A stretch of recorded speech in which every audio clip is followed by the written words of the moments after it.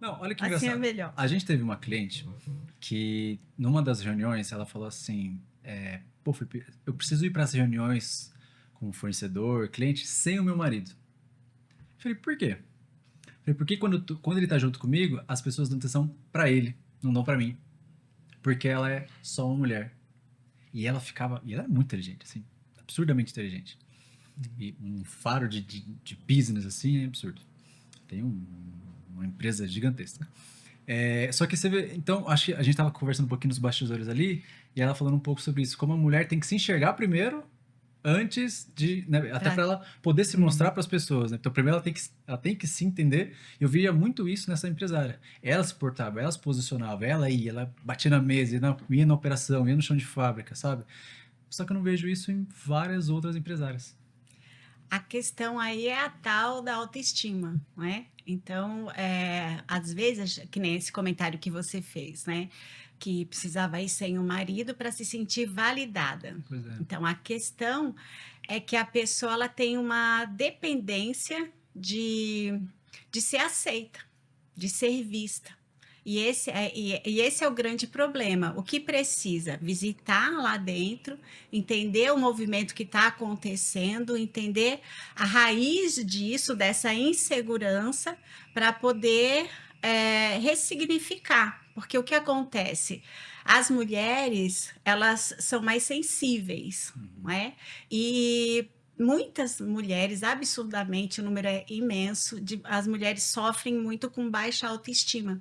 Então, elas têm essa necessidade de ser validada. Então, a partir do momento que elas olham para dentro, investigam, e ressignifica isso, identifica ali o que está acontecendo, o padrão, a crença, a ferida emocional que ela está carregando, aí ela pode ressignificar e transformar isso, e não vai precisar mais desse apoio, né, ou dessa aprovação para se sentir segura e plena. Por que essa necessidade de ser vista, de ser enxergada?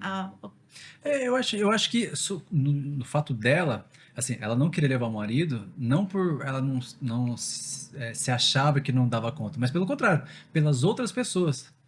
Então, É que às vezes, complementando o que a Val disse, nessa situação específica, né, desse exemplo que você falou, pode ocorrer de ela ter alguma questão que precisa ser resolvida, Dentro. não dela com os outros, mas dela com o próprio par dela, com o marido. pode ser. Porque ela sozinha, muito provavelmente inconsciente, se posiciona diferente e aí tem um resultado diferente. E quando o marido está ao lado, muito provavelmente ela se sente ou um pouco acuada, ou um pouco ali, né, desprotegida, não sei Sim, qual a sim. situação ou relação que pode ocorrer, e aí o posicionamento dela, inconsciente, fica diferente e ela não tem o resultado de quando ela está sozinha. Olha, ela já entra na Então, defensiva. isso é uma análise que precisa fazer, porque às vezes a pessoa tem realmente ou algum trauma ou alguma situação ali de relação mesmo, que ocasionam essa, que legal. essa Eu falo situação. mais, Sim. a gente viveu um pouco disso, Sim. inclusive, como casal, né? Então,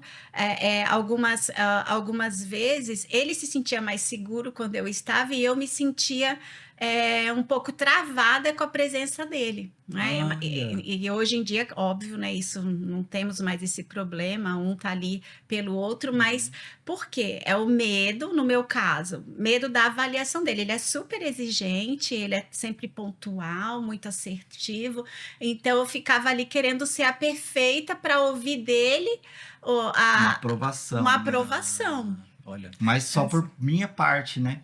Por conta Sim. de ser o esposo, né? O casal. E comigo acontecia a mesma coisa também. Você vê. Já existiu, né, momentos... Ela, cristã, sempre muito espiritualizada, né, e mulher já é mais intensa, já tem toda aquela questão. Homem é mais prático, eu sou muito, né, prático ali, muito racional, então... E aí eu me comparava... me diminuía, na verdade, né? Sim. Nesse sentido. E aí acaba que Comparação, né? Fazer essa comparação, às vezes, inconsciente, e me diminuía ali. Preferia não ficar junto, ficar fora numa situação dessa.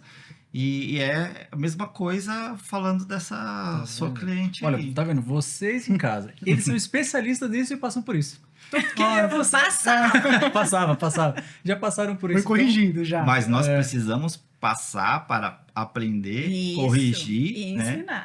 Ressignificar aquilo para que a gente possa ter autoridade para realmente trabalhar e tratar isso. Né? Pensando pro empresário, pro líder que tem um time, como que ele consegue identificar isso nele? Então, por exemplo, o cara teve um trauma, sei lá, no passado, na infância, que ele tem agora necessidade de aprovação. Aí cresceu, virou um líder que fica sempre pensando que precisa ser validado. Ou sei lá, o cara teve um trauma de traição, algo do tipo, e agora ele é um líder controlador. Sabe? Como identificar que a liderança dele está sendo afetada por um trauma do passado? Também, vocês atendem empresários, eu imagino. Sim. E aí, lógico, sem respeitando aqui, não vou falar nome, mas se puder dar alguns exemplos, até para o pessoal entender, Eu não atuo como consultório. Então, o que acontece? Eu estudei neuromarketing, eu estudei a questão, me formei em terapeuta corporativo, mas mais na questão mesmo de tratamento organizacional, hoje com a questão de NR1, que virou lei, então a gente precisa fazer umas tratativas mais burocráticas, vamos dizer assim. Então, não tanto quanto ela como consultório. Mas com a minha experiência, nessa questão de trabalhar muito com empresário, liderança, a gente sempre visualiza essas questões aí do comportamento, né, que o líder tem, como você fala, é dominador, é acusador. Então, assim, primeiro de tudo, o líder, aquela pessoa que está ali à frente, ela precisa querer identificar que ela tem alguma coisa errada. Ela precisa saber que ela tem. Ela Sentir um precisa incômodo, saber, né? Porque senão fica difícil. Ela sempre vai ter aqueles processos, aquelas atitudes com os colaboradores ali, com as pessoas que Os colaboradores sabem que tem algo errado. Sim, lógico. Eles sabem, né? Eles sofrem Percebe, diretamente verdade. com aquilo, mas nem sempre a pessoa que está ali à frente, atuando, ela tem essa percepção, né? E aí esse é um problema.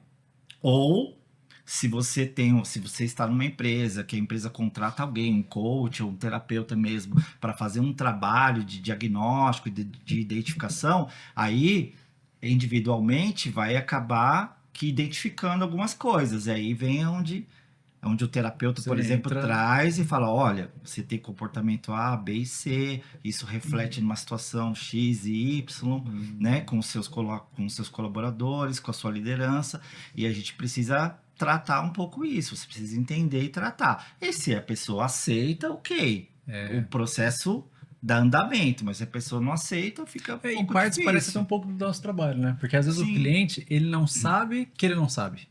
Exato. Né? Às vezes a gente chega uma ferramenta para ele, você tá fazendo isso, tá errado, porque você tem que fazer assim, ó. Olha que você vai recolher de resultado assim. E ele fala, não sabia. Aí a gente, então às vezes, pelo que você falou, você aponta pro cara, tá vendo essa consequência aqui, ó? É porque você tá atuando desse jeito aqui, ó. Sim, Aí o cara dá, ou ele não aceita e fala, não, isso aí não existe. exato. Já tem um pouco de que- resistência. Que tem também. bastante. Bastante. Um dos motivos que me levou a começar a estudar, e aí eu acabei fazendo, né, uma formação na área de neuromarketing, porque eu gosto muito de marketing, atuo com marketing também, é essa questão de esse meu trabalho com os empresários, muitas vezes, a grande maioria das vezes, não é deficiência técnica ou de conhecimento, mas é comportamental, é questão de mentalidade. E aí eu comecei, e isso bloqueia demais. Então, assim, mentalidade de escassez, enfim, várias situações que você fala, precisa tratar a mentalidade primeiro, o cara precisa passar a entender quem ele é, como ele se comporta, para que a gente consiga resolver os problemas da empresa dele. Que, na verdade, às vezes o próprio empresário é que é o problema da empresa dele. Na maioria. Na maioria das vezes, né? É o que CPF, acontece. Diria Exato. só 99,9. Exato. E aí convencê-los de que ele é o problema e que ele precisa trabalhar algumas questões, né? É como a gente vê, tem aquela máxima lá, né? Que Olha. a empresa é o reflexo É. Do né, dono. do Eu acho que não é dono. nem assim que ele é culpado, mas ele é provavelmente o único catalisador que vai arrumar. Sim. Né, ele vai A resolver. questão é que, na maioria das vezes, a pessoa não tem consciência e E também não tem recursos emocionais para agir diferente. Então, primeiro precisa ter a consciência, reconhecer que precisa de ajuda, que precisa de uma mudança de mentalidade, de comportamento, para se sujeitar ao processo, para olhar para dentro. Eu falo que a pessoa precisa se autoconhecer. Autoconhecimento é libertação. Então, eu entendo como eu funciono para que eu possa administrar tudo isso e ressignificar tudo isso. Então, esse é o ponto. Não existe uma cura emocional, uma libertação emocional sem o autoconhecimento.